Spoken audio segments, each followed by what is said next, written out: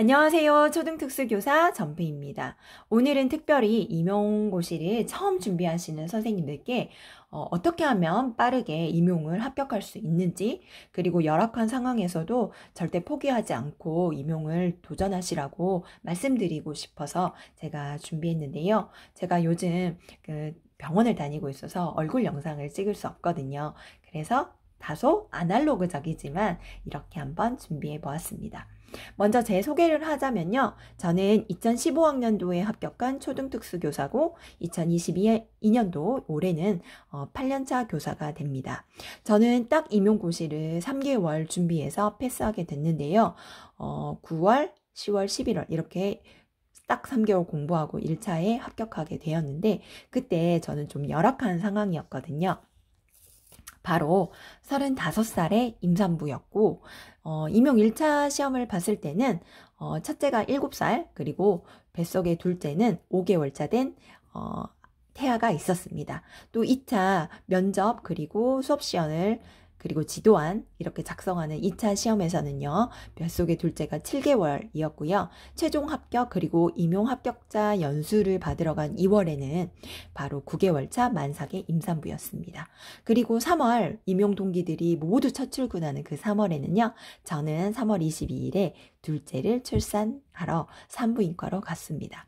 이렇게 진짜 임산부였고 엄마였고 주부였던 제가 어떻게 해서 3개월 만에 임용고시를 준비하고 또 합격할 수 있었을까요? 많은 분들이 저한테 어떻게 물어봤는데 노베이스로 그게 가능하나요? 이렇게 물어보시는 거예요. 그런데 저는요. 제가 노베이스라고 생각하지 않습니다. 왜냐하면 저는요. 34살에 33살에 초등특수교육과 3학년으로 편입한 학생이었는데 3학년과 4학년 때 공부를 진짜 열심히 했어요. 그러니까 임용고시를 본격적으로 준비한 3개월 준비하기 그 전에 졸업을 한 거죠. 편입한 3학년 33살 때 첫 학기에 올 A뿔 10과목에 올 A뿔을 맞을 정도로 정말 열정적으로 공부를 했는데요. 그때 사실은 전장을 받으려고 정말 공부 열심히 했는데 올 A뿔이 받았음에도 불구하고 전장을 받지 못했어요. 왜냐하면 제가 반장으로 합격한 편입생이었기 때문에 학교 사정상 될 수 없다고 하더라고요. 그래서 사실 첫 학기만 올 A뿔을 받고 그 다음 학기 때는 그렇게까지 이렇게 열심히 하지는 않았는데 아무튼 공부를 정말 너무너무 열심히 했습니다. 그래서 편입한 3학년과 4학년 때는 그 2년 동안 제가 특수를 알고 나서 학교를 다니는 딱 2년 동안 진짜 공부를 열심히 했는데요. 뒤돌아서 생각해 보니까 교수님이 수업 시간에 중요하다고 강조하신 부분이 사실은 모두 임용에도 나오고 임용에서도 기출 빈도가 잦은 아주 중요한 부분이었습니다. 그래서 저는 지금 공부하시는 선생님들께 학과 수업에 매우 충실해야 된다고 꼭 말씀드리고 싶습니다. 그리고 4학년 때부터는요. 제가 방학 때 임용인강을 듣기 시작했어요. 특별히 사진 기본 강의는 4학년 여름 때부터 듣기 시작한 것 같은데요. 이때 저는 학교 수업과 별반 차이를 못 느끼겠더라고요. 특별히 좋았다? 이런 부분이 있다면 딱 한 가지, 그것은 바로 기출 변형 문제를 서진 선생님이 알려준 것이었습니다. 이 기출 변형 문제는요. 기출을 살짝 쉽게 해서 초보 임용고시에 도전하는 초보자도요. 문제를 풀 수 있게끔 이렇게 변형한 문제였는데 저는 이 문제를 한 2-3번 정도 돌려가며 풀었던 것 같아요. 그래서 만약에 학과 수업에 자기가 충실하지 않았다고 생각하시는 분들은요. 저는 임용 인강 강의를 꼭 들어보시라고, 기본 강의가 필요하시는 분들은 들어보시라고 저는 추천해 드립니다. 이게 아마 지름길인 것 같아요. 제 생각에는. 그 다음에 저는요. 아마 겨울방학 때인 것 같은데 초등교육과정 구자경 강의를 들었습니다. 근데 사실 이때는요, 하나도 못 알아먹어서 좀 좌절했거든요. 1시간 듣고 1시간 쉬어야 될 정도로 머리에 스트레스를 정말 많이 받은 것 같아요. 그래서 사실은 제가 4학년 임용을 처음 도전하는 4학년 졸업반일 때 사실은 임용 1차를 합격했습니다. 그런데 컷에서 한 3점밖에 높지 않아서 정말 아쉽게도 2차 때 0.02점 차이로 좌절하는 떨어지는 최종에서 떨어지는 그런 시련이 있었는데요. 그 이후에 재수 시절에 위제공 강의를 제가 한번 들었고요. 또 SB 강의, 지금은 사라졌는데 백구팀으로 바뀌었더라고요. 이 SB 강의를 한번 더 들었습니다. 그래서 초등 교육과정 강의만 3번 정도 들었는데요. 그것은 바로 이해를 위해서 제가 이 정도 들었습니다. 저는 이런 기본 강의와 초등 교육과정 강의 3번, 그리고 나중에 강하나 선생님 강의까지 들어서 임용의 인강은 이 정도로 들었던 것 같습니다. 그 다음에 저는 정말 중요하다고 생각하는 것이 바로 임용의 기출입니다. 기출이 정말 제일 중요하다고 생각하는데요. 임용을 본격적으로 제가 공부한 9, 10, 11월 이 3달을요, 저는 기출을 다시 보고 저만의 서브노트를 정리하는 방법이 있거든요. 2단계와 그리고 3단계 서브노트를 작성하고 암기하기 시작했습니다. 제가 이 서브노트에 관해서는 제가 조금 이따가 더 자세히 설명드릴 건데요. 제가 왜 임용을 이렇게 강조하는 이유는요. 임용은 바로 보물 찾기 지도에서 지름길을 가르쳐주는, 바로 이 지름길을 가르쳐주는 것이 기출이라고 생각해요. 그렇기 때문에 제가 기출은 너무너무 중요하다고 강조하는데요. 선생님, 만약에 여기에 지도가 이렇게 있다고 친다면요, 저희가 지도의 하나하나 세 부분 처음부터 끝까지 다 볼 필요는 사실은 없죠. 지도에서 보물을 찾기 위한 지름길을 가기만 하면 된다고 생각해요. 저는 이 지름길이 바로 기출이라고 생각하거든요. 임용에 빠르게 단기간에 합격할 수 있는 것은 기출을 분석하고 이 지름길, 이 언저리에서, 지름길 언저리에서 나오는 기출 분석을 통해서만 빠른 시간에 임용을 합격하는 길로 갈 수 있다고 생각하기 때문에 기출이 정말 중요합니다. 그러면 이 기출을요, 제가 어떻게 서브노트에 담았는지 그거를 지금부터 말씀드릴 건데요. 저는 3단계 서브노트 정리 방법을 사용했습니다. 이 3단계 서브노트 정리 방법이라는 것은요,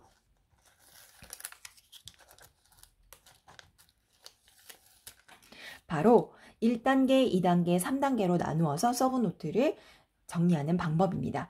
1단계는 저는 이 1단계에서 하나도 한 게 없어요. 합격자 서브노트를 받아서 제가 기출을 분석한 것밖에 없거든요. 그런데 이 기출 분석은요, 다른 사람의 손을 빌리면 절대로 안 됩니다.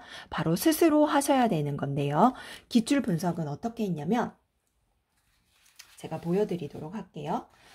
이것은 제가 합격자 서브노트를 받은 바로 다른 합격자가 특꿈이라는 카페에 올린 서브노트입니다. 이게 저의 1단계 서브노트인데요. 이 글씨로 써져 있는 이 부분은 제가 하나도 작성한 게 없어요. 다만 스티커로 붙여서 04, 08, 08, 04 이런 식으로 스티커로 붙여서 이런 부분, 그리고 형광펜으로 쓴 부분, 그 다음에 이런 부분, 이런 게 바로 제가 기출을 분석한 부분이거든요. 이게 바로 저의 1단계 서브노트이고요. 1단계 서브노트는 합격자의 서브노트를 그대로 받아서 제가 이 위에 기출을 풀고 기출 분석을 한 내용을 적은 것이 바로 1단계 서브노트입니다. 자폐라고 써져 있죠. 이 자폐라고 써져 있는 부분이 그냥 봐도 10장에 가까운 A4 10장에 가까운 부분이네요. 저는 이것을 보고 제가 처음부터 끝까지 10장을 다 암기할 수 없다고 판단했습니다. 그래서 준비한 것이 바로 그 다음 2단계 서브노트입니다.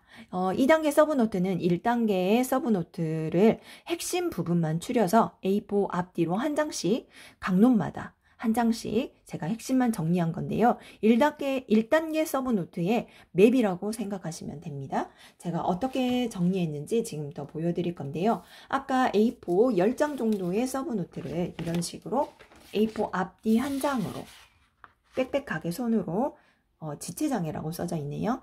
이렇게 10장 정도 되는 것을 앞뒤로, 방금이 앞에 부분이었고요. 이렇게 뒤에 부분, 앞뒤로 빽빽하게 한 장 정도의 맵으로 저는 작성했습니다. 보이시나요? 이런 식으로. 이게 지체장의 끝이에요. 그 다음에 이게 2단계 이렇게 서브노트를 작성한 다음에요. 시험에 가기 직전에는요. 3단계 서브노트를 작성했습니다. 시험 시간에 그 쉬는 시간 15분 요 정도 시간에 빠르게 그 다음 시험을 준비할 수 있고 기억을 떠올릴 수 있게 바로 포스트잇 4장에서 6장, 7장 정도로 모든 과목을 하나로 정리했는데요. 아까 A4 앞뒤로 한 장이었던 지체장애를 저는 하나, 둘, 셋, 넷, 다섯, 여섯 포스트잇 6개로 제가 꼭 암기해야 되는 부분을 이렇게 정리하고 청킹으로 썼습니다. 이게 저의 3단계 서브노트인데요. 이런 식으로 저는 서브노트를 1단계, 2단계, 3단계 이렇게 정리했습니다. 다음으로는 보여드릴 건 암기법입니다. 저는 사실 주부이고요.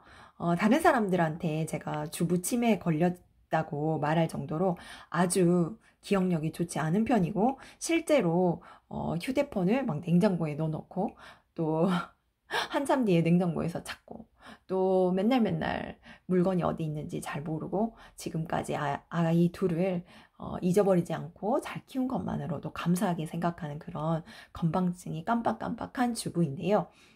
이 암기법을 통해서 저는 진짜 딱 3개월 만에 필기시험을 합격할 수 있고 핵심어들을 다 적어냈다고 생각합니다. 저의 암기법은 바로 요약, 그리고 정리, 청킹으로 핵심어를 암기하는 방법인데요. 이것이 바로 제가 10과목 올 A뿔을 맞은 신화를 제가 탄생시킨 비법이기도 하지만 3개월 만에 임용을 합격하게 된 비결이기도 합니다. 이때 주의점이 뭐냐면요. 요약할 때 모든 과목을 요약할 때 내가 중요하다고 생각하는 걸 요약하면 절대로 안 됩니다. 이건 정말 너무너무 중요한데요. 내가 중요하다고 생각하는 것을 요약하시면 절대로 안 됩니다. 이때 주의할 점은요. 기출 분석을 통해서 기출을 분석해서 기출 빈도가 높은 것을 표시하시고 그것을 요약하고 정리하는 것이 핵심입니다. 요약하는 핵심, 내가 암기해야 될 이 요약 그 부분들을요, 잘못 정리하게 되면 다시 처음부터 돌아가서 요약을 해야 되거든요. 그래서 반드시 기출 분석을 통해서만 요약할 부분을 뽑아내시고 이것을 기출과 언저리에 있는 것을 읽고 이해하시고 요약하는 것을 추천해 드립니다.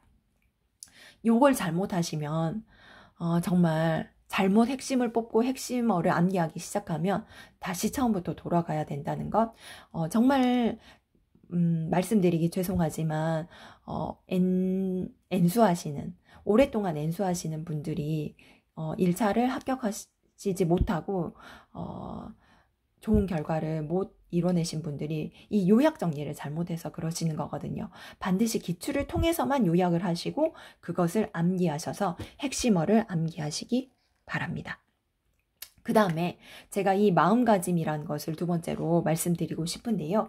이 마음가짐은 정말 중요하거든요. 저는요. 임용에 합격할 수 있었던 저만의 비법은 이 간절함인데요. 이 간절함은 저의 결핍에서 왔습니다. 어떤 결핍이냐? 바로 10년 동안 7개의 직장을 옮긴 결핍, 그리고 10년 동안 계약직이었다는 결핍, 마지막 제가 4년 12개월 동안 일한 그 마지막 직장에서 제가 울면서 퇴사했거든요. 이런 간절함과 결핍이 없었다면 저는 임용고시를 딱 3개월 만에 합격하지 못했을 거예요. 그런데 이 간절함 누구나 다 있잖아요. 그런데 이 간절함을 반드시 저는 시각화하라고 말씀드리고 싶습니다. 저는 이게 너무너무 중요한 것 같아요. 모든 것이 마인드셋이고 또 마음에서 나오잖아요. 저는 여기에 정말 중요하다고 스티커를 하나 딱 붙이도록 하겠습니다. 간절함을 시각화하는 방법은요. 저만의 방법이 있었는데요. 저는 엄마이고 주부이고 임산부였기 때문에 우리 딸들을 향해서 우리 딸들이 저처럼 고생하지 않고 공부하기를 바랬거든요. 그래서 저는 공부하는 책상에 이렇게 붙여 놓았습니다. 250만 원 곱하기 12개월 곱하기 20년. 이것을 책상 앞에 딱 붙여놓고 공부를 했거든요. 그래서 수험생 여러분들께 저는요, 자신의 간절함을 시각화하라고 말씀드리고 싶어요. 인터넷에서 자기가 되고 싶은 교사의 상을 프린트하셔서 책상에 붙여놔도 되고요. 그리고 뭐 첫 월급을 엄마에게 드리고 싶다라는 문구를 붙이거나 자기만의 간절함을 반드시 시각화해서 책상 앞에 붙이고 공부하라고 저는 추천드립니다. 그리고 물리적 환경 조성에 대해서 말씀드리고 싶어요. 이 물리적 환경 조성이 저는 정말 중요하다고 생각하는데 저는요, 독서실 칸막이 책상이 제일 공부가 잘 되더라고요. 그런데 제가 임산부였잖아요. 그래서 독서실에 가지 못하는 거예요. 점점 배가 불러오고 또 배가 아프고 뭉치기도 했으니까요. 그래서 저는 인터넷에 찾아봐서 신림동 독서실이 폐업한다는 소식을 알게 되었거든요. 그래서 인터넷에서 이 폐업한 독서실에 연락을 해서 중고 칸막이 책상을 구입하게 됐습니다. 그래서 저는 집에서 공부했어요. 제가 제일 공부가 잘 되는 독서실 칸막이 책상에서요. 그래서 저는 이게 임산부라는 핸디캡을 극복하게 된 가장 중요한 물리적 환경 조성이라고 생각해요. 그리고 제가 빈칸위에 이렇게 가로를 열어둔 것이 있는데 이것은 아마 모든 사람에게 해당되는 것 같아요. 바로 여기는 핸드폰입니다. 저는 핸드폰 바구니를 하나 구입했어요. 그래서 가장 제 공부를 방해하는 이 핸드폰을요, 공부가 시작할 때 바로 전원 버튼을 눌러서 끄고 따로 바구니에 놓은 다음에 공부가 하는 동안 내내 절대로 켜지 않았습니다. 켜고 싶은 순간들이 너무너무 많았어요. 제가 주문한 택배는 지금쯤 어디에 오고 있나? 그렇지만 저는 절대 핸드폰을 절대 보라고 말씀드리지 않습니다. 뭐 공부하다가 궁금한 점을 찾아보거나 또 그런 검색하는 것도 저는 웬만하면 하지 말라고 추천드립니다. 핸드폰이 가장 공부에 몰입을 방해하는 것이었거든요. 다음으로 거의 마지막인데요. 바로 공부 시간과 몰입에 대한 상관관계에 대해서 제가 말씀드리고 싶어요. 저는 일과 공부를 병행하는 짬짬이 공부러들, 그러니까 기간제 교사 선생님, 저 같은 주부, 그리고 타 직장에 종사하면서 임용고시를 공부하시는 분들도 사실은 임용에 합격할 수 있는 분들이라고 생각해요. 왜냐하면 몰입의 중요성을 알기 때문입니다. 그런데요, 선생님들께 말씀드리고 싶어요. 몰입이 정말 중요한데 하루에 딱 1시간 공부한다면 아무리 몰입해도 합격할 수 있을까요? 저는요, 공부할 때 1시간을 공부해도 남들이 10시간 하는 것만큼 나는 공부에 몰입할 거야. 정말 10시간 하는 것을 딱 1시간에 축약적으로 한다는 자세로 몰입해서 했지만, 그렇지만 하루에 딱 1시간만 한다면 그것은 합격할 수 있는 시간은 아니라고 생각해요. 왜냐하면 공부에는 반드시 저희도 알다시피 임계량이 있기 때문입니다.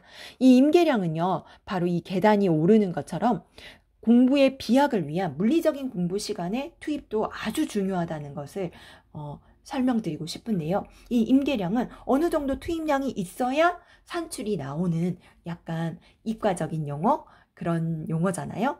저는 그래서 제가 주부였기 때문에 첫째를 어린이집에 보내고 오전 10시부터 12시까지 2시간 공부했고요. 점심시간은 쉬었어요. 1시간. 배가 아프기도 했고 1시간씩 침대에 누워서 잠을 자야 돼. 밥 먹고 잠을 자야만이 그 다음 공부 시간을 몰입할 수 있었거든요. 그래서 오전에 2시간, 오후에 1시부터 5시. 그러니까 5시간 정도? 7시간을 제가 공부했네요. 그런데 나중에 뒤로 갈수록 시험이 가까울수록 이게 정말 부족하다는 것을 저는 느꼈습니다. 그래서 저는요, 아니네요. 여기가 4시간이네. 그래서 6시간을 공부했습니다. 그런데 새벽에 2시간을 더 추가해서 공부했거든요. 그래서 하루에 한 8시간 정도 했고요. 짬짬이 시간을 다 긁어 모았습니다. 놀이터에서 아이를 볼 때, 그리고 차 이동 시간, 마트 갈 때, 가족여행 갈 때, 이때도 청킹으로 제가 작성한 3단계, 2단계 서브노트를 들고 다니면서 정말 3개월 동안 단 5분도 놓치지 않으려고 노력했거든요. 그리고 뭐 밥 차리는 시간, 또 정리하는 시간, 또 집에서 청소하는 시간, 이런 시간 모두 긁어 모아서 공부에 몰입하고 공부의 임계량을 맞추려고 노력했습니다. 아, 지금까지 저의 공부 시간은 공부하는 방법, 3개월 동안 공부한 방법을 다 말씀드렸는데요. 이런 공부 방법을 통해서 저는 3개월 만에 공부를 했고 또 합격할 수 있었습니다. 임용을 처음 준비하시는 선생님들은 좀 막막하고 내가 어디서부터 어디까지 공부해야 될지 모르겠고, 이 지도처럼 전체를 다 공부해야 되나? 이걸 어떡하지? 국수사과 은미체, 초등도 공부해야 되고 또 특수도 공부해야 되고 뭐 엄청나게 많은 이 공부법, 정말 엄두도 나지 않으신 분들이 많을 건데요. 근데 기출을 분석하고 또 그 기출 분석에서 요약 정리를 뽑아낸다면 이 3단계 서브노트 방법으로 저는 반드시 합격할 수 있다고 생각하거든요. 그래서 지금 임용을 처음 시작하시는 분들은 반드시 노하우를 알고 이 시험에 도전하시면 좋겠습니다. 지금까지 임용을 딱 3개월만 공부하고 합격한 초등특수교사 전부였습니다. 이 영상이 처음 공부를 준비하시는 분들께 정말 도움이 되는 영상이길 바랍니다. 감사합니다.